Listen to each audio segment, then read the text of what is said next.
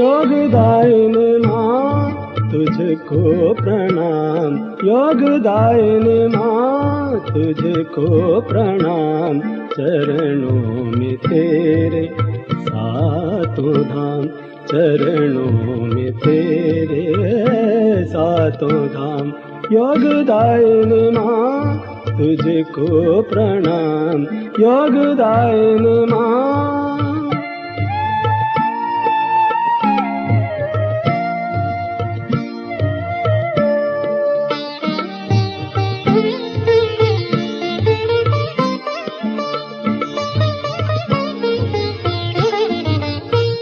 आदि मातु परम कृपा। Today we are going to do puja to Shiva, Sri Shiva. As you know, Sri Shiva is the reflection of Sadashiva within us. I have already told about the reflection.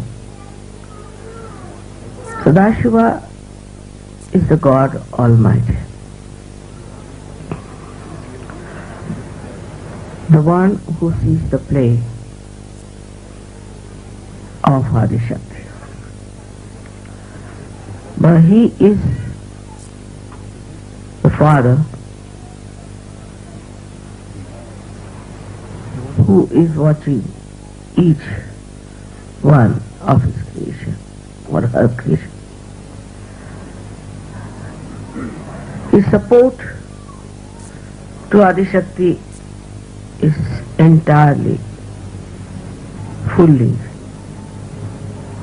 strengthening. There's no doubt in his mind about the capability of the Adishakti. But when he finds that in the play of Adishakti, the people or the world as such try to disturb her or spoil her work, then he gets into his wrathful mood and he destroys all such people, and maybe he destroys the whole world.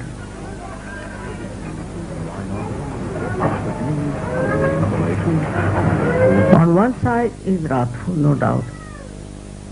On the other side is the ocean of compassion and joy. That's why when is reflected within us, we get our self-realization. We get the light of our spirit and we get into the ocean of joy. Also, he is the ocean of knowledge. So, those who get self-realized get the knowledge of the divine, which is very subtle, permeating into every atom and molecule.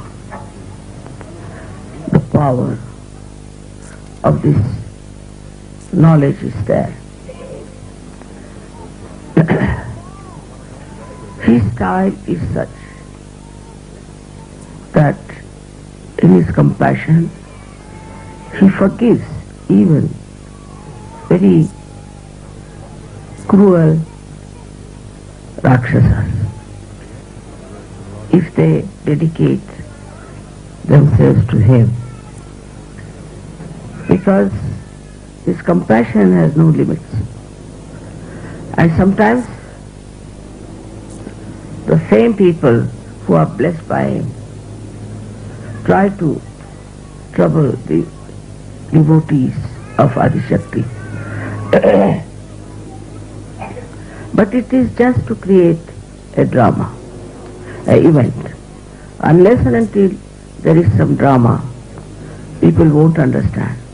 we had to have Ramayana, we had to have Mahabharata, we had to have Christ being crucified, we had to have Muhammad being tortured. All that drama was there because without events, people don't remember.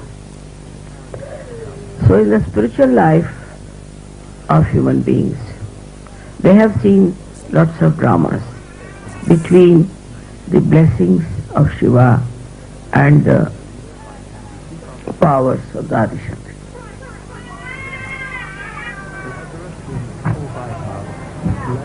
As the time has moved, today in the history of spirituality, a great discovery has been made.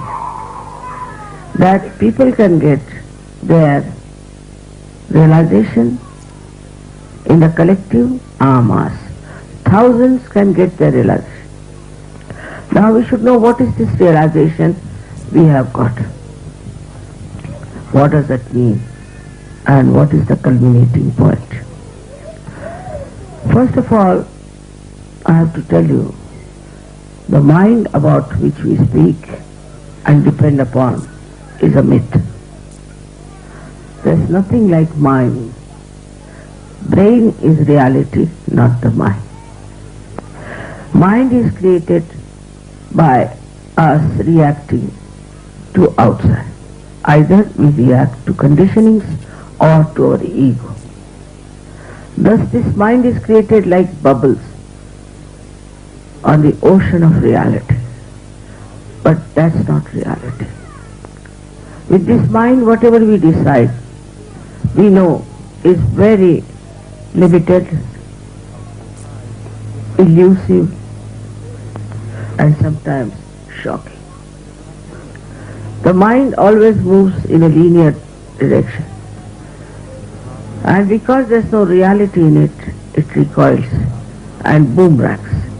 Thus, all the enterprises, all the projections so far we have done, it seems come back to us. Whatever they discover comes back to us as a big destructive power or a very big shock. So one has to decide what to do, how to be out of this trap of our mind. Kundalini is the solution. When she is awakened, she takes you, with that awakening, she takes you beyond your mind. The first thing is to go beyond your mind. With mind you will do many things, but it will not be satisfying, it will be not a solution, it will not help. And when we start depending too much on our mind, we develop all kinds of physical, mental, emotional problems. Now the latest is the stress. And the stress has no solution, they say. But in Sahaja Yoga we find the solution by crossing over this mind. It's like a barrier for our advancement. So when you get your realization, you must understand that your Kundalini has taken your attention beyond the mind. Now this reaction to outside has come because we human beings have a prism-like brain, or we can say prism-like skull. And when the energy passes into it, I have explained it in my books, it goes into bifurcations, or you can say refractions, by which our attention goes out and we react. If we react too much, then these bubbles create a very horrible mind which can lead to any kind of thing. It justifies itself, it dampers your ego. The ego and the conditioning that creates this mind start using and this mind for the purpose of their fulfillment of their all the accumulation of ideas and thoughts which has no backing, which has no reality with it. It's like we make the computer. Ultimately we become slaves of the computer. We make the watches ourselves and then we become slaves of the watches. That's how it dominates human beings. And when a person who has a very strong mind decides to destroy like Hitler did with some idea, he can go on destroying, which has a very far-fetched effect on our culture, on our spirituality. Now the first step is to become thoughtlessly aware, where you cross your mind. You go above your mind. Mind cannot affect you. This is the first stage, as we call it, thoughtless awareness. Second one is where you start seeing the working of this Parama Chaitanya, of this all-pervading power, and you start becoming aware that there is a lot of truth in what Mataji says, that there is this power which works out many things. It works miraculously so many things for you. It gives you blessings, it guides you, it helps you. In so many ways it helps you. It gives you good health, good wealth, and also a very good society of very beautiful people in the collective. All that you can see. గారు ఇచ్చిన ఈ ప్రవచనం శివ పూజ మార్చి 3, 1996లో ఇచ్చిన ఈ శివ పూజ ప్రవచనం అండి ఇది. దీన్ని తెలుగులో చూద్దామండి. శివుడు మనలో ఉన్న శ్రీ సదాశివుని యొక్క ప్రతిబింబము. ఆయనే సర్వశక్తివంతుడైన భగవంతుడు. ఆదిశక్తిని సంపూర్ణంగా ఆయన బలపరుస్తూ ఉంటారు. ఆదిశక్తి యొక్క లీలను గాని, ఆమె ప్రశాంతతను గాని ఎవరు భంగపరిచినా అలాంటి వారిని ఆయన క్షమించరు. రౌద్రమూర్తిగా మారి వారిని నాశనం చేస్తారు. ఆయన ఒకవైపు రౌద్రమూర్తి కాగా మరొక వైపు అత్యంత కరుణా సముద్రుడు, ఆనంద సాగరుడు. అందువలనే ఆయన మనలో ప్రతిబింబించినప్పుడు మనం మన ఆత్మ సాక్షాత్కారాన్ని పొందుతాము. మనం మన ఆత్మ యొక్క తేజస్సును పొంది ఆనంద సాగరంలోనికి ప్రవేశిస్తాము. ఆయన జ్ఞాన సాగరుడు. ఆత్మ సాక్షాత్కారం పొందిన వారు దైవ జ్ఞానం పొందుతారు. అది ప్రతి అణువులోనూ ప్రతి కణంలోనూ వ్యాపించి ఉండే సూక్ష్మాతి సూక్ష్మమైన శక్తి. ఆయన ఎంతటి కరుణామయుడంటే ఒక్కోసారి తనను శరణుజొచ్చిన రాక్షసులను సైతం తన యొక్క కరుణా స్వభావంతో క్షమిస్తాడు. ఒక్కొక్కసారి ఆయన ఆశీస్సులు పొందిన వారే ఆదిశక్తి యొక్క భక్తులను బాధించే ప్రయత్నం చేస్తూ ఉంటారు. కానీ ఇదంతా ఒక నాటకాన్ని సృష్టించడం కోసమే. ఎందుకంటే ప్రజలకు అర్థం కావాలన్నా, వారు గుర్తుంచుకోవాలన్నా అంతా అలానే జరగాలి. మనకు రామాయణం, మహాభారతం, క్రీస్తు సిలువకెక్కడం, మహమ్మద్ ప్రవక్త హింసింపబడటం ఇలాంటివన్నీ కూడా ఇందుకోసమే జరగాల్సి వచ్చింది. ఇప్పుడు సామూహికంగా ఆత్మ సాక్షాత్కారం పొందగలగడం అనే ఒక గొప్ప మహత్తరమైన ఆవిష్కరణ జరిగింది. మనం పొందిన ఈ ఆత్మ సాక్షాత్కారం అనేదేంటో, దాని యొక్క అర్థం ఏమిటి, దాని స్థితి ఏంటి అనేది మనం ఇప్పుడు తెలుసుకుందాం. మొట్టమొదటగా నేను మీకు చెప్పాలనుకుంటున్నాను, మనస్సు అనేది మిథ్య. అసలు అలాంటిదేదీ లేదు. ఇది కేవలం సృష్టింపబడింది. మెదడు వాస్తవమైనదే, కానీ మనస్సు కాదు. బాహ్య విషయాలకు ప్రతిస్పందించడం వలన మనసు సృష్టించబడింది. ఈ మనసు అనేది వాస్తవం కానందున దాని ప్రకారం మనం ఏమి చేసినా అది మనకే బెడిసి కొడుతున్నట్లు ఉంటుంది. ఇది మాయాపూరితంగా ఉంటుంది. దీనికి సరైన సమాధానం కుండలిని శక్తియే. కుండలిని మాత జాగృతి చెందినప్పుడు మిమ్మల్ని మనసుకు అతీతంగా తీసుకెళ్తుంది. మీ మనసుకు అతీతంగా వెళ్ళడం అనేది మీరు చేయవలసిన మొదటి పని. మనసుపై అధికంగా ఆధారపడడం మొదలు పెడితే అన్ని రకములైన శారీరక, మానసిక, భావోద్వేగ సమస్యలను పెంచుకుంటాం. కొత్తగా ఈ మానసిక ఒత్తిడి అనే సమస్య ఒకటి వచ్చింది. దీనికి చికిత్స లేదు అంటారు. కానీ మనం సహజయోగంలో ఈ మనస్సును దాటి వెళ్ళడం ద్వారా, అంటే దానికి అతీతంగా వెళ్ళడం ద్వారా దానికి సమాధానం కనుగొంటాం. ఈ మనసు మన పురోగతికి ఒక అడ్డంకి లాంటిది. అహంకారం మరియు కట్టుబాట్లు ఈ మనసును సృష్టించడం వలన మనస్సు ఈ రెండింటిని తృప్తిపరచడానికే పనికొస్తుంది. వాస్తవానికి వాస్తవంతో దానికి పని లేదు. ఉదాహరణకు కంప్యూటర్ తయారు చేసి చివరకు దానికి బానిసలుగా మారుతాం. అలాగే స్వయంగా గడియారం తయారు చేసి దానికి బానిసలుగా మారుతారు. అలా మనసు మనుషులపై ఆధిపత్యం చెలాయిస్తుంది. హిట్లర్ లాంటి అతి శక్తివంతమైన మనసు కలిగిన వ్యక్తి కేవలం తనకు కలిగిన ఓ అభిప్రాయం వలన నాశనం చేయాలని ప్రయత్నిస్తే అతడు ఆ విధంగా నాశనం చేస్తూనే ఉంటారు. అది మన సంస్కృతిపై, ఆధ్యాత్మికతపై తీవ్ర ప్రభావాన్ని చూపుతుంది. కనుక నిర్విచార స్థితిని పొందడం అనేది మనం మొట్టమొదట చేయవలసినది. అప్పుడు మాత్రమే మీరు దానికి అతీతులవ్వగలరు. మనం ఈ మనసుకు అతీతంగా మారాలి. దానికోసం మనం నిర్విచార స్థితిని పొందాలి అని శ్రీ మాతాజీ గారు అంటున్నారండి. రెండవది ఏమిటంటే, మీరు ఈ సర్వవ్యాపకమైన పరమ చైతన్యం యొక్క పనితీరును గమనించడం మొదలు పెడతారు. అప్పుడే శ్రీ మాతాజీ గారి మాటల్లో ఎంతో సత్యం ఉందని మీరు గ్రహిస్తారు. ఈ పరమ చైతన్య శక్తి మీకు ఎన్నో విధాలుగా సహాయపడుతుంది. మీకు మంచి ఆరోగ్యాన్ని, సంపదను ఇస్తుంది.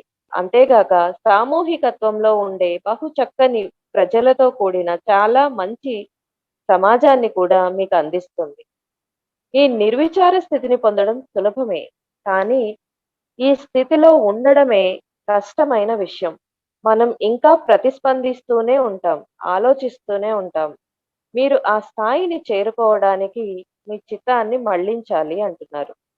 ఉదాహరణకు శ్రీ మాతాజీ గారు ఒక ఉదాహరణ చెప్తున్నారండి దానికి. మేము ఒక మారు పలిదాన దేవాలయం చూడ్డానికి ఓ ఎత్తైన కొండనే ఎక్కుతున్నాము. చాలా మెట్లు ఎక్కడం వల్ల బాగా అలసిపోయాము. కొండపైకి చేరుకునేసరికి పాలరాతితో నిర్మితమైన ఒక సుందర ప్రదేశం కనిపించింది.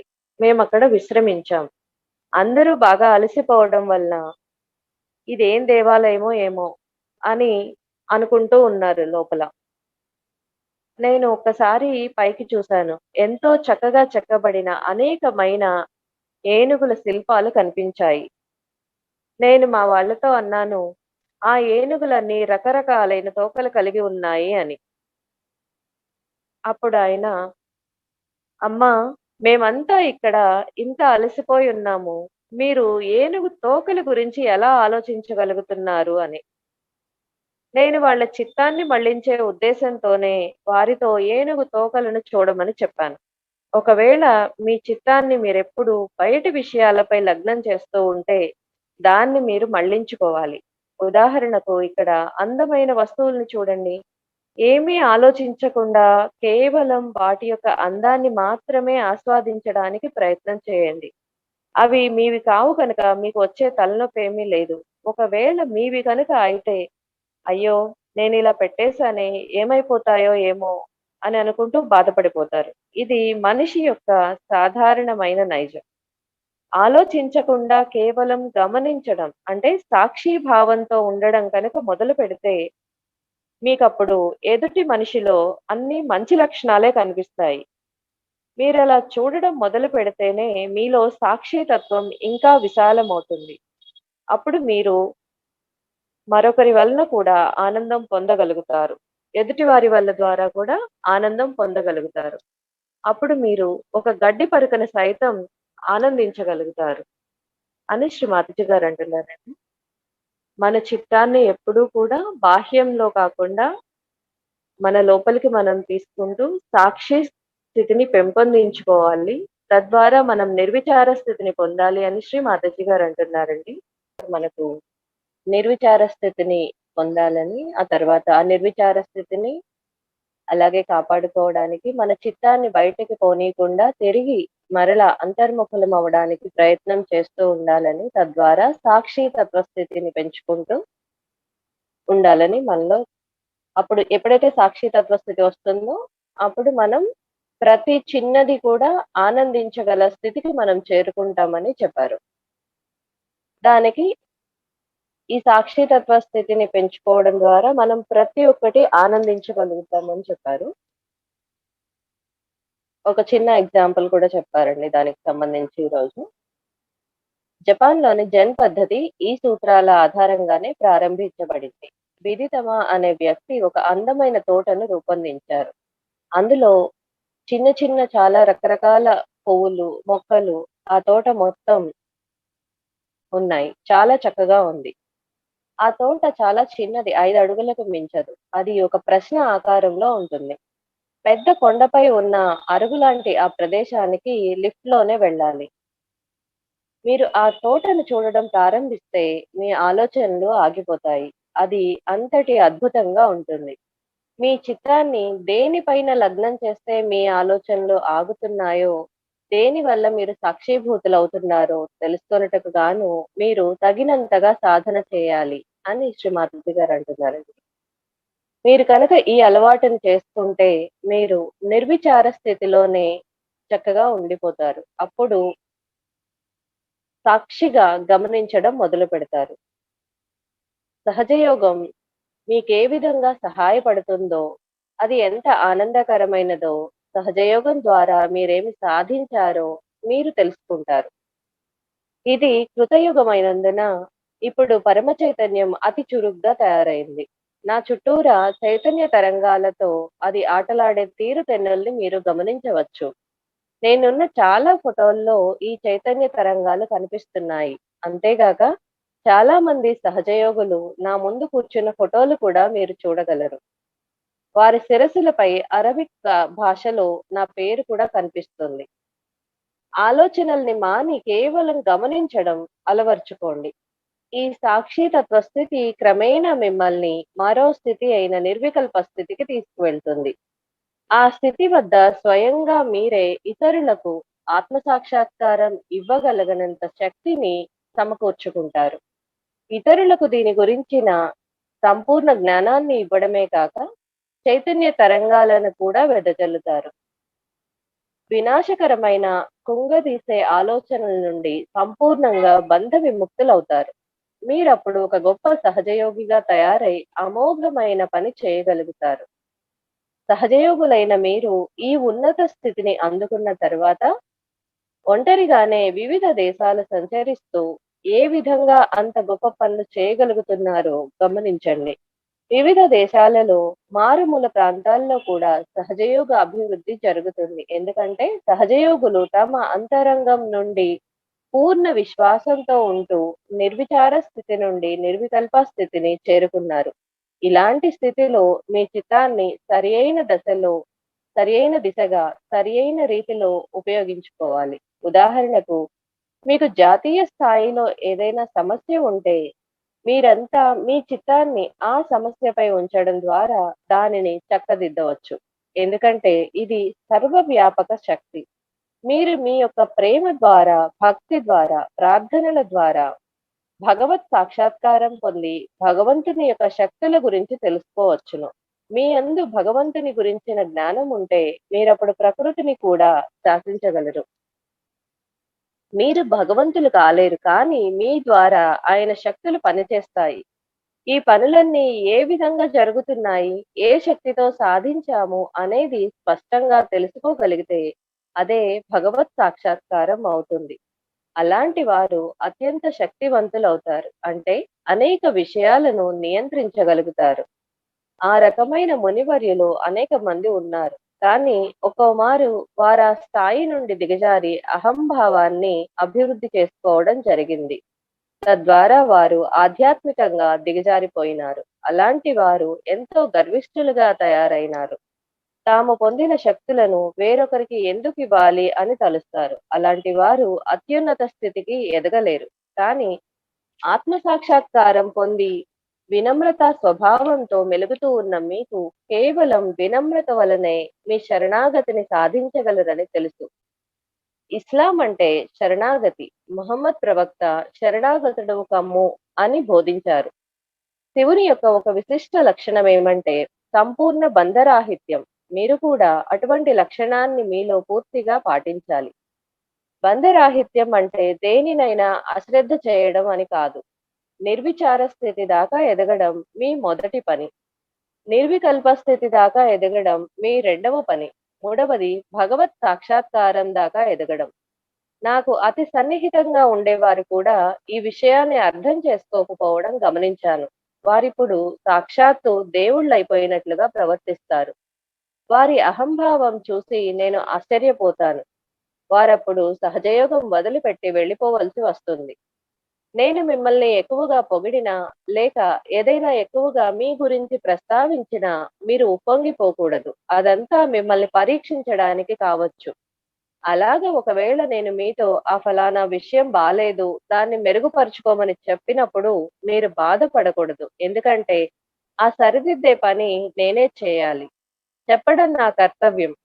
అది వినడమే మీ పని. ఎందుకంటే మీ నుంచి నేను పొందే ప్రయోజనం ఏమీ లేదు. నేను దేన్ని ఆశించను. నేను కోరుకునేది ఏమిటంటే మీరంతా నా శక్తులను పొందాలి అని. మీరు నాలాగా కాలేరు కానీ దయచేసి నా శక్తులన్నీ పొందే ప్రయత్నం మాత్రం చేయండి. భగవత్ సాక్షాత్కారం అంటే అదే. శివ భగవానుని సదాశివ భగవానుని తెలుసుకొనడం అంటే అదే. శివుని ద్వారా మీరు సదాశివుని తెలుసుకుంటారు. ప్రతిబింబం ద్వారా అసలైన వారెవరో చూస్తారు. ప్రతిబింబం ద్వారా మీరు నేర్చుకుంటారు. మీరప్పుడు భగవంతుని సామ్రాజ్యంలో స్థిరపడినట్లుగా తెలుసుకుంటారు. అప్పుడు మీరు భగవంతుని దర్శించగలరు, అనుభూతి చెందగలరు, అర్థం చేసుకోగలరు, ఆయనను ప్రేమించగలరు. భగవంతుడు మిమ్మల్ని ఆశీర్వదించుగాక.